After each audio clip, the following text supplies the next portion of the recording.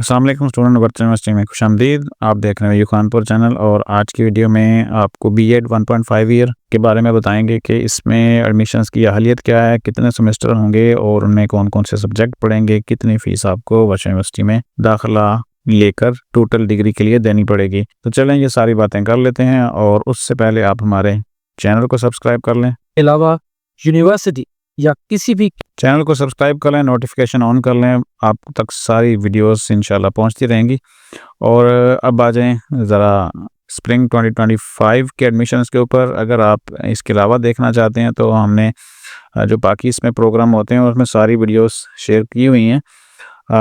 जैसे कि एडीपी 2 साल है, उसके बाद बीएस 4 साल 5वें सेमेस्टर में, और रात 0 सेमेस्टर वाले की भी शेयर की थी। आप वो देख सकते हैं, मालूमात ले सकते हैं और रब्ता कर सकते हैं। चलें, वर्चुअल यूनिवर्सिटी में बीएड 1.5 ईयर और बीएड 2.5 ईयर दोनों प्रोग्राम होते हैं। एक को जो 2.5 ईयर है बीएड एलिमेंट्री, और दूसरे को जो 1.5 ईयर है उसे बीएड सेकेंडरी कहा जाता है। हम बीएड सेकेंडरी की बात कर लेते हैं और इसको ओपन करते हैं लिंक को। ये सारी मालूमात आपको मैं इसके ऊपर ही दिखाऊंगा। अब इसके ऑब्जेक्टिव और इंट्रोडक्शन तो हम नहीं पढ़ेंगे, सबको पता है कि ये किस लिए डिग्री करवाई जाती है, ताकि आप पढ़ाने में और एजुकेशनल सेक्टर में सही तरीके से आगे अपनी स्किल्स को जो है वो एक्सप्रेस कर सकें क्लासरूम में और टीचिंग के दौरान। एलिजिबिलिटी क्राइटेरिया की तरफ देख लेते हैं। एमए हो, एमएससी हो या बीएस डिग्री हो, यानी आपके पास 16 ईयर एजुकेशन होनी चाहिए। कम से कम जो सीजीपीए है वो 2.0 4 में से होना चाहिए, यानी 4 में से 2 होना चाहिए, और नंबर अगर हो तो वो 45% होने चाहिए आपके, तो आपका दाखिला हो जाता है।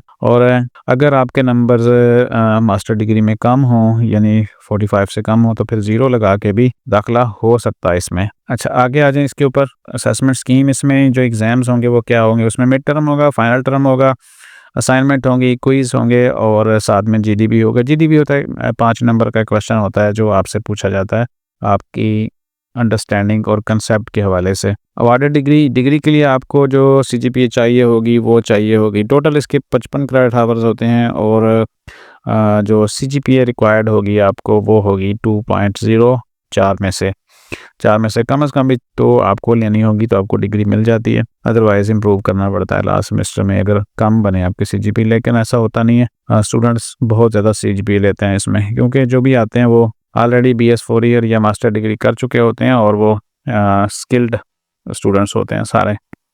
इसमें आपको दिखा दें scheme of study. Total 55 credit hours हैं, 3 सेमेस्टर आपके लगने हैं, और पहले सेमेस्टर में जो सब्जेक्ट आपको शो हो रहे हैं वो फिक्स होते हैं, इसमें कोई चेंज नहीं होता। यानी पहला सेमेस्टर जो है वो फिक्स सिलेबस, और उसमें जो सब्जेक्ट हैं वो भी फिक्स होते हैं। ये आप देख सकते हैं। General method of teaching, curriculum development, critical thinking and reflective practice, ICT in education, philosophy of education, educational leadership and management, और साथ में एक VU 001 सब्जेक्ट होता है जो VU के सिस्टम के बारे में होता है, और इसका कोई पेपर नहीं होता और ना ही इसकी कोई असाइनमेंट क्विज होती है। इसमें वीडियोस होती हैं ताकि आप VU के सिस्टम को समझ लें। सेकंड सेमेस्टर में फिर आप जो आपके पास 3-4 तरह की जो है वो आ जाती है, सिलेक्शन होती है, यानी चॉइस होती है कि कौन से ग्रुप को आप लेके जाना चाहते हैं, और वो है आईसीटी इन एजुकेशन आप जो है चूज़ करेंगे स्पेशलाइजेशन में, या एजुकेशनल साइकोलॉजी, ये 2 हो गए। एजुकेशनल लीडरशिप एंड मैनेजमेंट ये तीसरा हो गया, और सोशलॉजी ऑफ एजुकेशन ये हो गया चौथा। इनमें से कोई भी आप लेंगे सेकंड सेमेस्टर में, और फिर उसके जो 3 सब्जेक्ट्स होंगे वो लेके चलेंगे, और आगे चौथे में फिर उसी हिसाब से कंटिन्यू होगा। और जब मैंने चौथा कह दिया, यहाँ पे तीसरा सेमेस्टर। तीसरे में फिर एक तो आपका फाइनल टर्म रिसर्च आ जाती है, और साथ में टीचिंग प्रैक्टिस आ जाती है। इसमें आपको एक टॉपिक दिया जाता है, और जो बीएस कर चुके हैं उनको पता है कि थीसिस वगैरह कैसे होना है और रिसर्च वगैरह कैसे होती है। साथ में टीचिंग प्रैक्टिस है, वो आपने किसी स्कूल में 2 महीने की टीचिंग वगैरह करनी होती है, और उसके जो सर्टिफिकेट्स हैं और लेसन प्लान होने हैं वो असाइनमेंट्स के तौर पर अपलोड करने होते हैं। इन दोनों के कोई पेपर नहीं होते, यानी EDU A630 और TPTG 620 इसके कोई भी पेपर नहीं होंगे, जस्ट असाइनमेंट्स होंगी और आपके पेपर हो जाएंगे। अब मैं आपको बता दूं कि पहले सेमेस्टर में 6 सब्जेक्ट होंगे जिसके आपको पेपर देने पड़ेंगे। सेकंड सेमेस्टर में भी इन सब में स्पेशलाइजेशन सेलेक्ट करने के बाद आपके पास 6 सब्जेक्ट होंगे जिनके आपने पेपर देने हैं। तीसरे सेमेस्टर में आपने 3 सब्जेक्ट के पेपर देने हैं, और साथ में जो थीसिस है और आपका जो टीचिंग प्रैक्टिस है वो आपकी असाइनमेंट्स के ऊपर हो जाएगा। तो इस तरीके से आप चलेंगे। और अब आ जाएँ फ़ीस के ऊपर। फ़ीस स्ट्रक्चर मैं आपको यहाँ पे बता दूँ। अच्छा, यहाँ पे जो स्टूडेंट्स आते हैं ना, उनको एक तो जो ये टेबल है फ़ीस का समझ नहीं आता, लेकिन मैं थोड़ा-सा आपको गाइड करता हूँ कि क्या है। यहाँ तक जो फ़ीस है ना, ये सारी ये आपको पहले वाउचर में शामिल होती है, ये सारी की सारी। और ये 935 है, ये 935 नहीं होगा, ये 2805 रुपए शामिल होंगे। तो अब ज़रा सिंपली मैं आपको बता देता हूँ फ़ीस का स्ट्रक्चर। ये आपको नज़र आ रहा होगा, मैं इसको ज़ूम कर देता हूँ। आपकी जो बीएड में रजिस्ट्रेशन होगी वो होगी 500 रुपये के साथ। 500 रुपये का आपका पे हो जाएगा, फॉर्म फिल हो जाएगा और यूनिवर्सिटी के पास चले जाएगा सिस्टम के अंदर। सिस्टम इसको फिर वेरीफाई करेगा, हर चीज़ ओके करेगा। देन आपका जो एडमिशन फ़ीस है वो 11,405 वो आपका जनरेट होगा, वो आप पे करेंगे। और ये दोनों यूँ समझ लें कि आपके एडमिशन के ऊपर 12,000 रुपये लग जाते हैं। आगे आ जाती हैं सेमेस्टर फ़ीसें। पहले सेमेस्टर में 16,000 कुछ रुपए होगी, बल्कि 15 और 16 के दरमियान आपकी फ़ीस होगी।